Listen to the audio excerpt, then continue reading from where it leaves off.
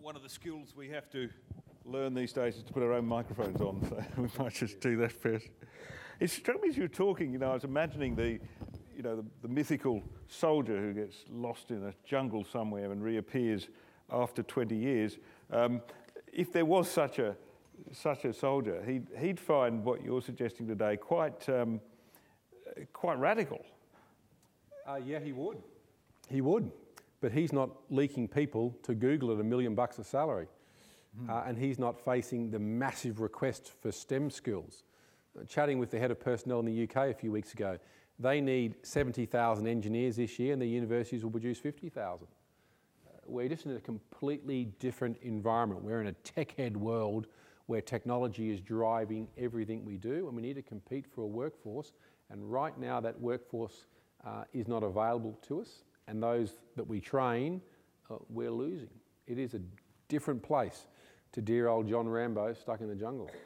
And you're part of a government which is sensibly, I think, in probably all our opinions, intent on increasing the defence budget to a more reasonable level, 2% of GDP, within the next decade or so.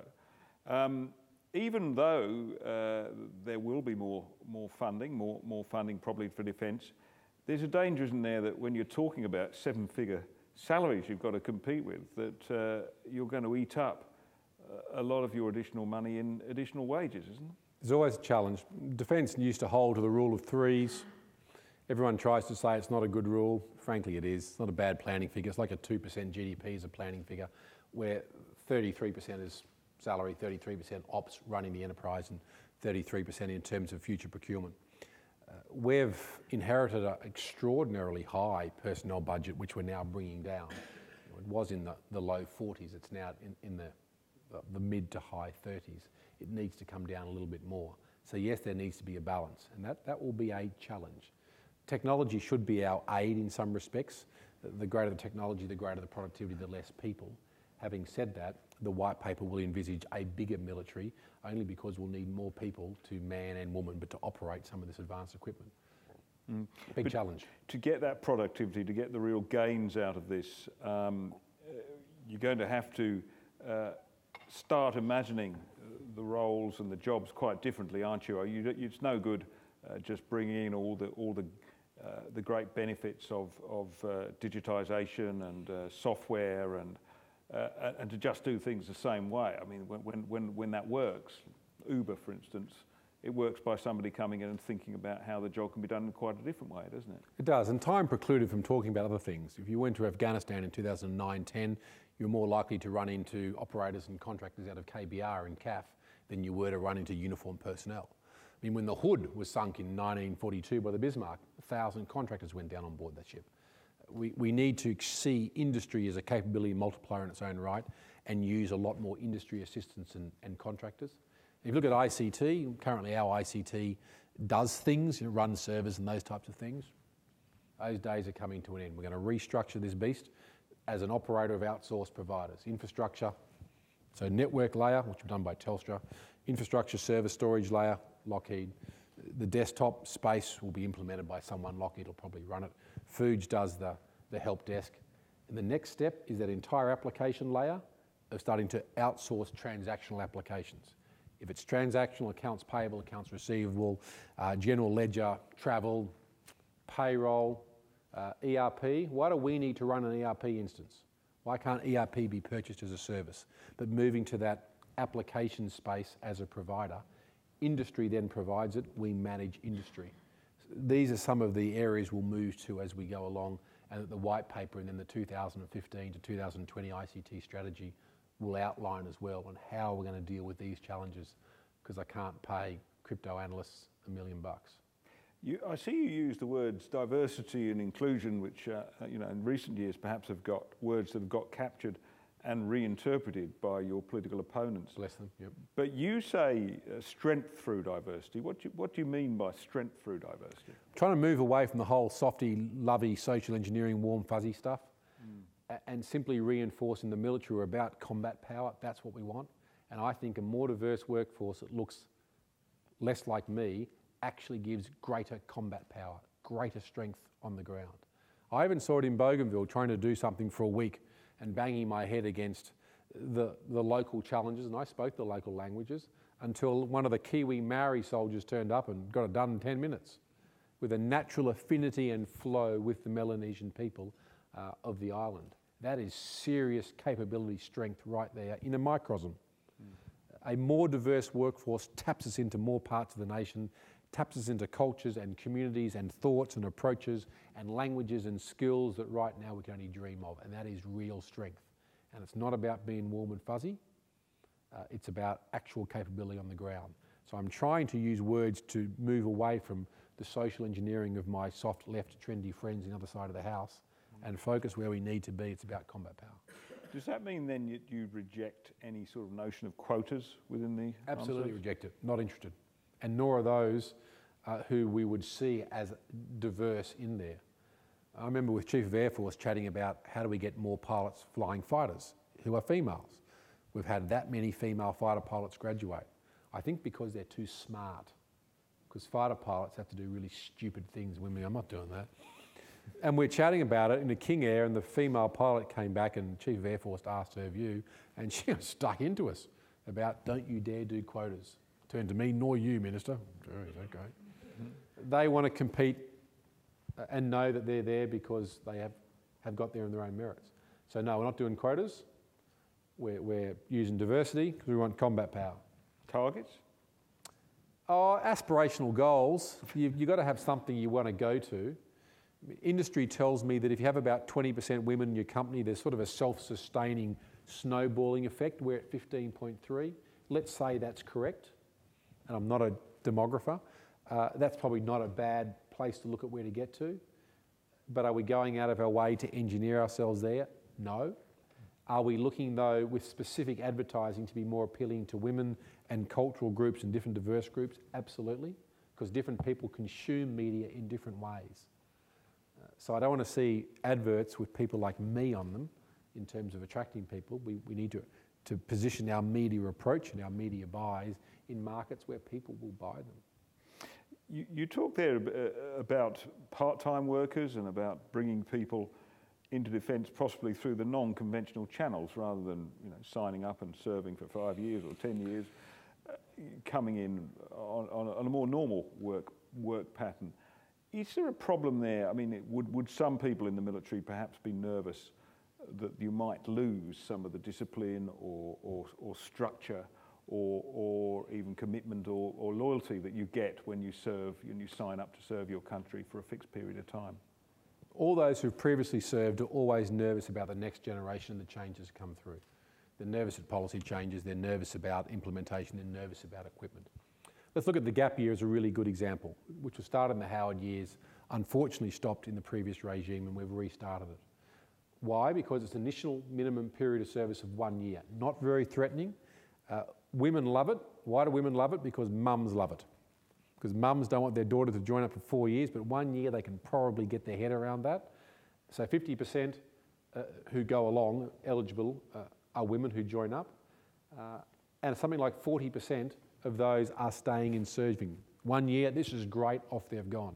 The most effective recruitment tool for women, and it might even be for cultural and diverse communities, I need to check that, right now is the gap year. So it's a try before you buy in many respects, which is a cracker of approach. Really good way of looking at it. So that's a good example of ways you can say, hey, the military is for you without sticking to the conventional, you must sign up for 4 years, or you must sign up for 6 years, or you must do this or that. We just need to think a bit widely in a highly competitive marketplace. Feel free if anybody's got a question to raise your hand. It is a Q&A session for everybody. If it's too hard, I'm pushing back to Ian Errington from Joint Services Staff College to answer. But I might just ask one question which might interest the industry audience here. You spoke about integrating, flexible workforce where people could go and work outside the Defence Force, perhaps with Raytheon, for instance. How would that work? Great company, Raytheon. I'll legislate on Thursday. It'll go into the House. It'll get bipartisan support, because we did that last night with the Labor Party. And it will then be finalised through the Senate in 8-10 weeks' time. like all of these good reforms, we're not too sure how or in what format it's going to land. It will land and provide opportunities, and the Department of Defence will then shake it out. But give some examples. When we brought in the KC-30 refuelers, for whatever reason the project slipped a little bit, something to do with the boom, so we had these pilots. So we called John Borghetti and said, hey, can you take some pilots for 6 months? We'll pay for it, and they just fly with you to keep their skills going. He thought it was a cracker of an idea. And lots of examples like that. And there's no reason why we can't explore some of those as ideas. The amount of Air National Guard units that I've run into where the pilots fly with Hawaiian Airlines for half the time, and they fly the F-22 Raptor Squadron out of Hickam Air Force Base in Oahu the other half the time. Maybe that's a good model. I don't know. But what I do know is we can't say, you join, you do this, and you do this, and you do this, and that's combat power. No, the future is not going to look like that. The future is going to look a little different to that, and we need to be thinking a bit differently to that. I should have said turn your mobile phones off at the start of this, which I failed to do. Questions? You hung up on your mum, it's terrible. Just speak loudly. Okay, Minister Vern Gallagher from DHA. I like your congratulations on your concept of combat power through flexibility, but I'm sure as most people in this room know and you know, when you get down into the bowels of the Department of Defence and most other departments, there are teams of bureaucrats running around whose job it is to make more rules, more inflexible rules, and there's a document in Defence that you're probably well aware of called Pac-Man, which epitomises that. What's your response, please? Pac-Man has reached its zenith of prescription. We've launched a war on Pac-Man, and it's not going well from my point of view yet.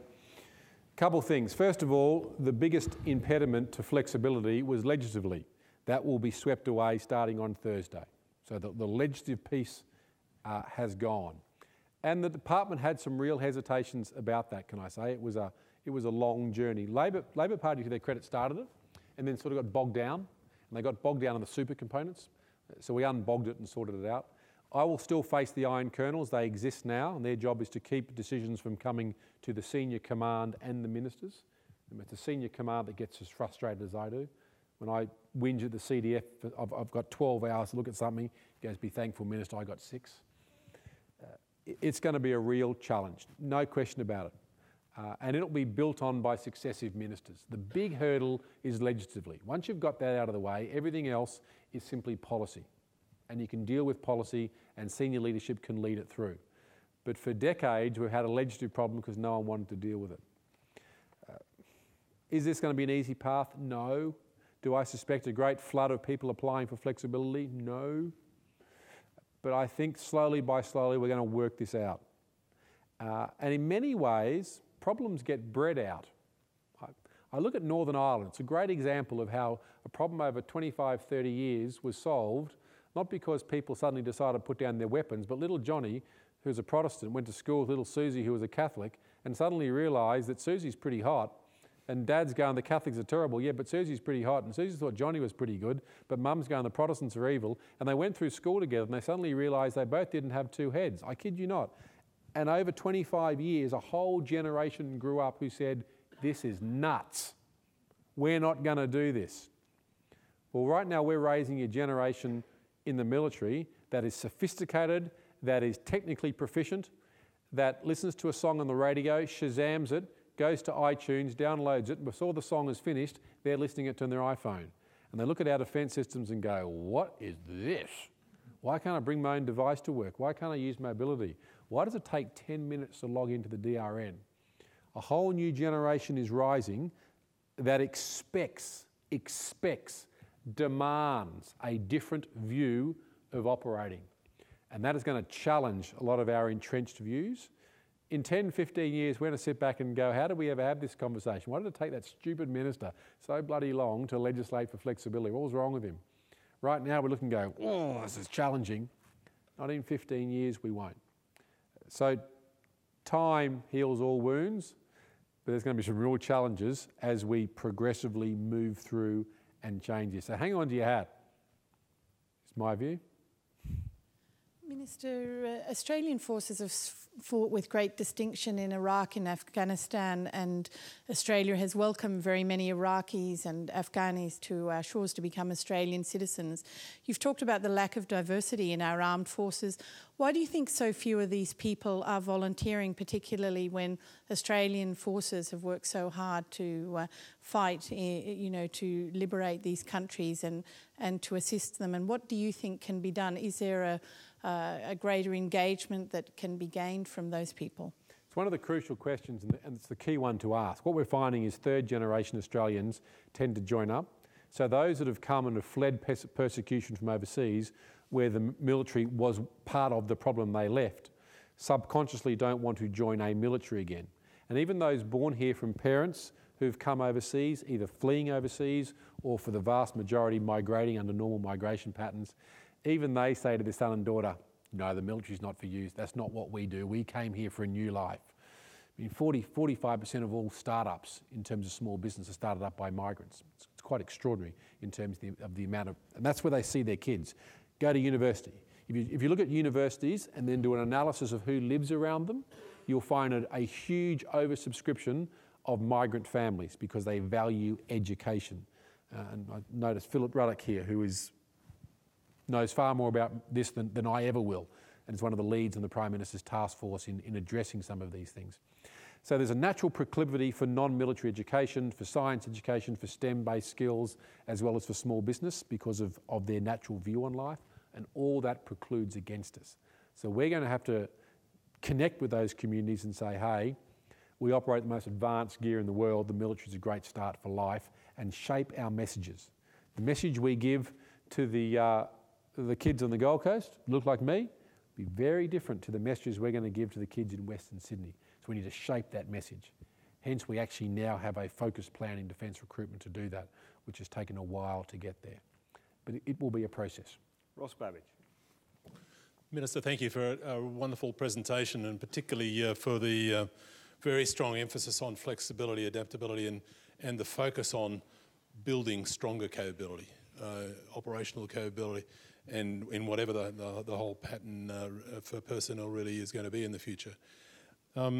Just a brief comment and then a question. The comment is really, you made brief mention just a couple of minutes ago about the US Air National Guard and the performance of that in terms of the F-22s at Hickam. Let me just also encourage you to have a look at the extraordinary performance of some of those units over the years in red flag exercises. They have not infrequently beaten some of the regular units. And I think there's a lot of lessons. I've long thought that they've been impressive. It's not simple, it's not easy. It's not necessarily going to be simple for us to replicate precisely the way they do it, but I think there are a lot of lessons that you may want to have a close look at. But my question is this. You've talked a lot about some really innovative and important changes in personnel recruitment and to some extent retention. One of the things, though, that is changing, I think, in the total defence environment is the changing, not only the changing skill sets, but the changing nature of the work that's required in many areas, and you alluded to that in terms of small teams and all sorts of things and what they can do and the different patterns of behaviour and operations in the future. But one of the problems that arises is that we are locked in, or seem to be locked in, to a very traditional posting cycle, which makes it very hard to develop and foster the level of depth that's really required for certain key skills. Is there going to be similar flexibility? I know there is some at the moment, but is there going to be more flexibility to allow people to continue on to develop much greater depth in key areas? And are they going to be encouraged to do that when it's appropriate? Yeah, it's a great question. The First Principles Review identified that on a few areas. One, that we have a lot of military personnel in areas which civilians could run and where longevity is needed, and we should get the military personnel out of those positions and more in traditional warfighting to allow those skills to be built up. That's a good observation and a good recommendation from the First Principles Review. The other side, in certain skilled and specialist areas, special forces, you start seeing people staying a long time. I've had a protective security detail commanded by a captain who'd been a captain 12 years. I said, seriously, dude, are you that bad? He goes, no, I like being an operator, and if I get promoted, I will no longer be an operator. So he just keeps turning it down and staying in the fight. that is another way, and Special Forces do that quite well because of their unique communities. The challenge, though, in our small military is certainly a mindset, and it might just be a mindset, but I think there's more to it, that it's that well-rounding of skills needed for people to progress sensibly through ranks. We've changed it to commanding officers now having 3-year terms rather than 2 years to try and keep some of that depth of skills, but I think it's going to be a continual problem for us to deal with. The answer lies more and more in, if you take crypto analysts in ASD, for example, having more and more who are civilian who can stay there and schnurgle-burgle away rather than a military posting in for 2 years and then leaving again. NSA, I went and saw Admiral Mark Rickards there to get a feel for what he did. I mean, BAE has got 3,000, 4,000, 5,000 people in there doing that sort of work. There is no reason why we can't be thinking of using industry to deliver some of this effect for us as contractors. The US do it exceptionally well in the most classified of areas, but we just don't seem to do it for a whole range of reasons, mostly historical. So there's a range of stuff we've got to look at, but remember our department is big, level of inertia is high, level of entrenched interests is enormous, but we're moving to one defence. Well, I might introduce you, Minister, to one person who might want to be a contractor in that sense.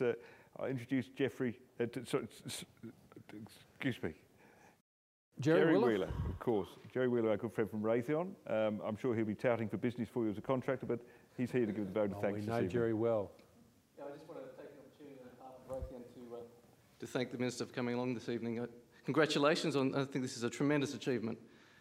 For many years, the US Army has mounted their recruitment campaigns on the basis of do good today and do well tomorrow. In other words, it was all about recognising that over the life of a soldier, they may not spend all their time in the military. They could go along to industry, use the skills they've developed in the military, and perhaps come back one day. They do that well in the United States, and congratulations to you for your vision for doing it here in Australia. I think it'll make an enormous difference. And as you said, there is a problem with the rule of three, and there's no doubt that personnel costs do have to continue to come down, and one way of doing that is to draw upon the resources that are inherent in that other third through those of us who benefit from the acquisition budget. I think we in industry also have an important obligation to do our part in areas like STEM. I can tell you for Raytheon's perspective, I know the other primes are the same, we make a big contribution to, in our case, Questacon, so that we fund what's called the SMIT Digital Studio, where kids out in rural and regional areas can get through broadband connections and video conferencing, good STEM education in a way in the bush that they perhaps mightn't. So I think it's all a partnership, and those of us in industry have a contribution to make. So we're very much on board with the sort of direction that you're leading. Congratulations to you very much for going in that direction. And before I leave, can I actually implore those representatives of industry to get on board with the Menzies Research Centre. We've been associated with the MRC for a decade.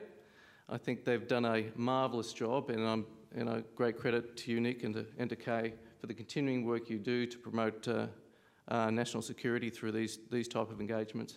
And so I really urge our industry colleagues to get on board and support the MRC. Thanks very much. Thanks, just finally, just remains for me to just again mention Ross Babbage's forthcoming monograph, Game Plan, the case for a new Australian grand strategy. Having read this book now several times in the editing process, I must say you will find a lot in here, I think, which speaks to many of these issues we've heard today and in the last session, and indeed the future sessions. So you can pre-order your copy just by filling in the back and leaving it there at the desk at the front, or posting it to us. And also on the back there's a little box there if you'd like to subscribe to the Menzies Research Centre's subscriber list. to get our newsletters and specifically our information about our forthcoming events in the National Security Network, then just fill in your email and tick that box, even if you don't want to buy a book. We'd love to keep you in touch, and keep you in touch indeed with the launch of this book in early July. But it only remains for me to thank the Minister again. Thank you, Stuart, for a really fascinating and stimulating talk, which I think has got us all thinking about the future of our Defence Force, and all the best to you as you carry out this important task. Thank you. Thank you, sir. Thank you.